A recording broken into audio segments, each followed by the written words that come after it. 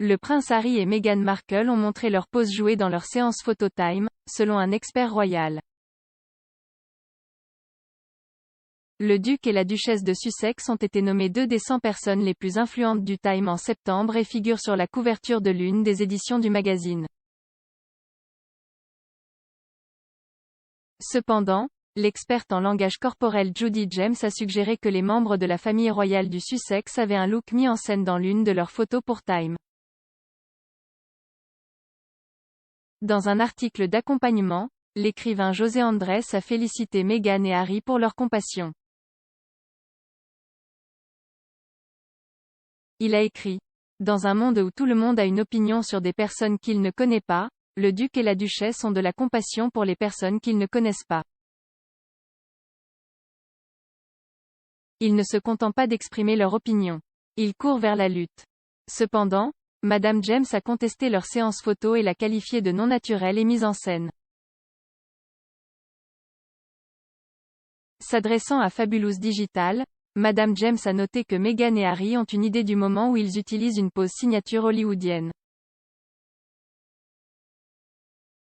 Elle a déclaré: Regarder d'un globe oculaire à l'autre peut être utilisé par un couple pour transmettre toutes sortes de messages, de je t'aime à pose cette pinte, nous partons. Combiné au genre de sourires assortis que portent Harry et Meghan, il est également censé nous faire savoir qu'ils sont fans l'une de l'autre. Quand vous le faites pendant que vous marchez comme les Sussex, c'est en fait une pose adoptée plutôt qu'un ensemble de langage corporel naturel et confortable lorsqu'il est exécuté pendant que vous marchez. Un regard rapide peut être naturel, mais marcher et regarder dans les yeux est délicat et contre nature, ce qui suggère que les Sussex adoptent ce regard comme un signal au monde plutôt qu'un rituel spontané. Poursuivant ses remarques, Madame James a suggéré que le contact visuel que Harry et Meghan ont utilisé dans les photos du Time ont l'air plutôt rigides. Elle a déclaré: Cela suggère qu'il s'agit d'un regard mis en scène, car marcher tout en regardant les yeux de manière prolongée se terminerait normalement par une chute.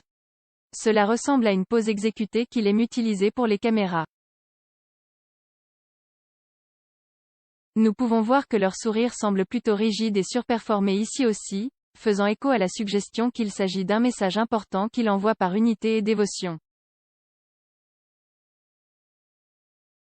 Il est davantage utilisé dans le monde de la pose sur tapis rouge des Hollywood, avec des célébrités comme J-Lo et Ben l'utilisant pour montrer qu'ils sont un élément et non d'aïeux que l'une pour l'autre.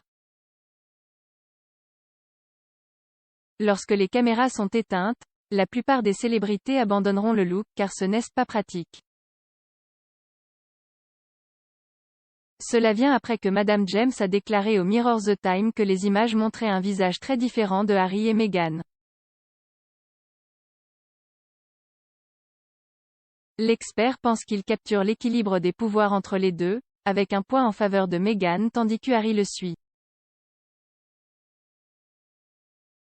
Elle a ajouté: Meghan, était la principale dans l'interview des Oprah et Harry est arrivé plus tard, avec Meghan plaçant sa main sur la sienne pour la rassurer alors qu'il racontait son histoire de malheur. Ses signaux de pouvoir et de statut ont augmenté au fur et à mesure qu'il parlait à Oprah, mais l'interview était principalement entre les deux femmes fortes et confiantes. Harry et Meghan ont été présentés dans Time Magazine et ont déclaré qu'ils étaient humiliés par leur inclusion dans la liste des plus influents. Poursuivant ses remarques, M. Andrés a déclaré: Passer à l'action n'est pas le choix facile pour un jeune duc et une duchesse qui ont été bénis par la naissance et le talent, et brûlés par la gloire. Ils seraient beaucoup plus sûrs de profiter de leur bonne fortune et de garder le silence. Ce n'est pas ce que font Harry et Meghan, ni qui ils sont. Ils transforment la compassion en botte sur le terrain grâce à leur fondation Archewell. Ils donnent la parole aux sans-voix à travers la production médiatique.